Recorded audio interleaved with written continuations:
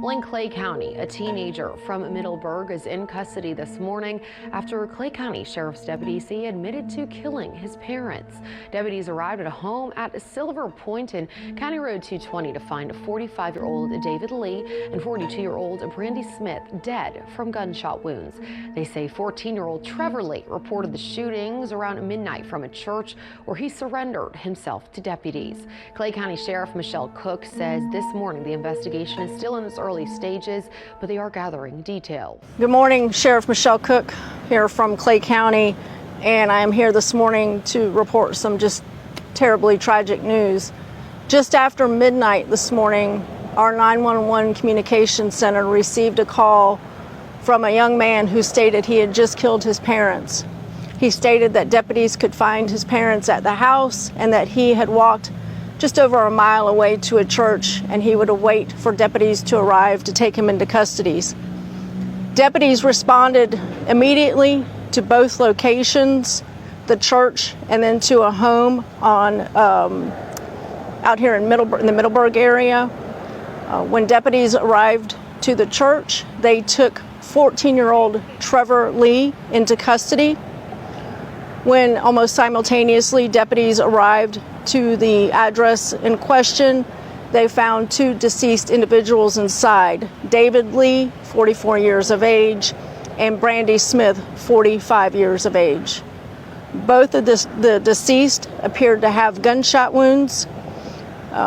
Based upon our preliminary investigation, and we're still very early in this investigation, it appears that there was some sort of domestic argument last night between Trevor Lee and his parents, and that this shooting culminated from that argument.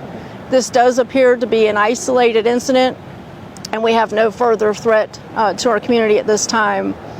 Again, this is a very active scene. Our detectives are working diligently to try to figure all of this out. We do want to extend our deepest sympathies to the family, the friends, and all of those who are affected by this heartbreaking incident, and we would like to ask anybody in the community that may have some information regarding Trevor Lee or his parents to please reach out to us at 904-264-6512, and with that I will take any questions. Did the teen have any prior mental health history, anything like visiting the guidance office at school, or any therapy, any Baker Acts? That we're looking into that. That's going to be part of the investigation. You think about this just happened at midnight last night, just after midnight, and we're here early Monday morning. So all of that is going to be looked at. His history at school, any previous contacts, we don't know right now, but that'll be part of the investigative process. Just going by names alone, biological dad, do we have a relation with the woman? I believe these are both his biological parents. At this time, I know the father is for sure. With different names, I was curious. Correct. Was it the parents' gun or was the kid's gun?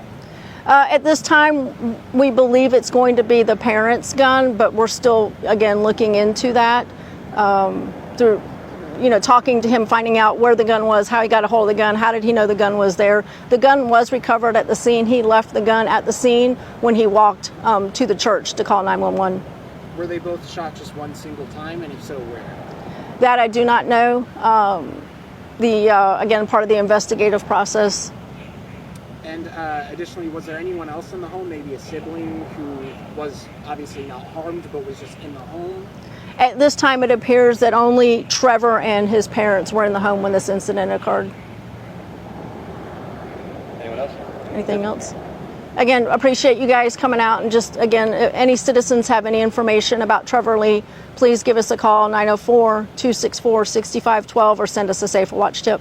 Thank you. Real quick, do you know if you've had any incidents at the home? Have you guys ever had to respond to the home?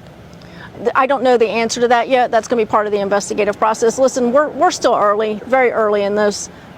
Detectives, our crime scene technicians are still on scene. This is very, very early in this. Thank you. Hello and welcome everybody to It Be Like That, where everything is bound to happen because hell, it be like that. We got a tragedy here, you guys. We got two individuals, parents, lost themselves by the hands of their own child. An argument that stemmed to him feeling like he had to end both of his parents' life. Now, we ain't gonna sugarcoat nothing here, you guys. We're gonna be honest. He wanted to kill them. This wasn't the first time he felt this way about them.